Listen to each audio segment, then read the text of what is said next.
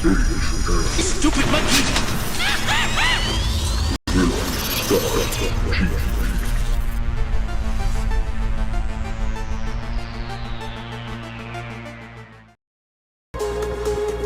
Rocking the main stage in front of 40,000 people.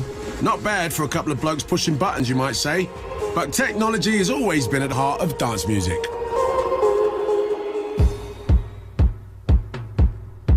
In 1987, a couple of househeads from Chicago stumbled across a piece of equipment in a second-hand store that would kickstart a musical revolution.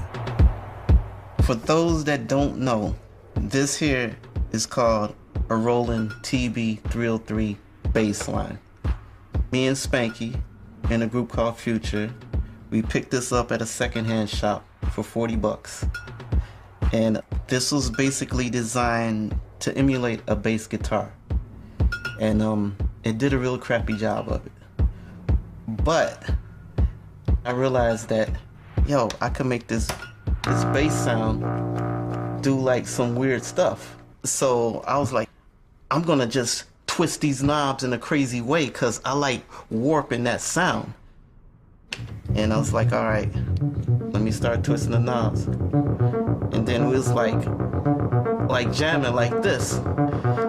And we were just, yeah, keep doing that. He said, Pierre, keep doing it. So I was like, okay, I'm turning the knobs. And then we thought it sounded real crazy. And then I started turning it like this. And then he was like, oh, that's it right there, that's it. The resulting tune was Acid Tracks. Our number 9, a relentless 12-minute 303 mind warp which single-handedly invented an entire new sound, Acid House. When Acid Tracks came out, they lost their minds. You know, I don't know what happened, man, with that song. You know, it's something just like that machine, that TB-303, it triggers brain cells and stuff. It didn't really have a beginning or middle or an end. It just was. It's a point of genius. This was groundbreaking DIY music being made on a shoestring budget. Now everybody could get involved. It's very cheaply done, very affordable, very street, very gritty, which is what the scene was all about. Technology was coming down in price at the time, so suddenly you could afford to buy bits of kit to make these records. There's a bit of that punk rock spirit.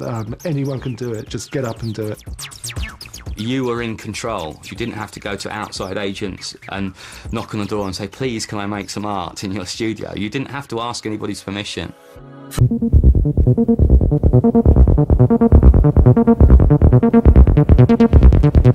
By now, club kids were firing the music's evolution. In late '85, a couple of music box fans spawned a new style of house by abusing a machine designed for karaoke.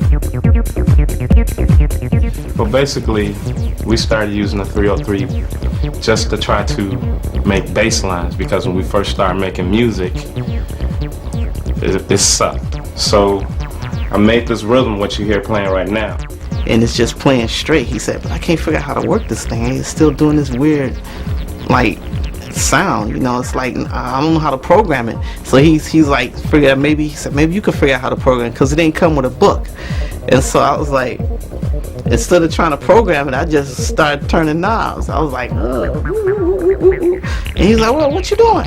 I was like, I'm turning these knobs. He said, keep doing that. I'm like, I'm turning the knobs. And we just sitting there for like 30, 40 minutes. I'm just turning knobs. And like, yeah, I like that. I like that.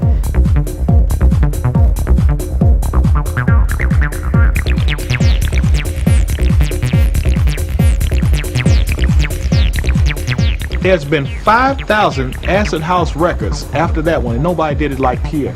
Pierre did it in a musical way that followed the mood of the song. Everybody else just turned knobs, man. No, it's never been done like that. So if anybody would be daring enough to play this, it'll be Ron Hardy. He ended up playing it 4 times that night. The first time he played it, the people didn't really know how to react to it. He played it again. People was looking like, I guess it's early. He playing some crazy stuff. The 4th time, they lost their mind. And that was the birth of acid right there.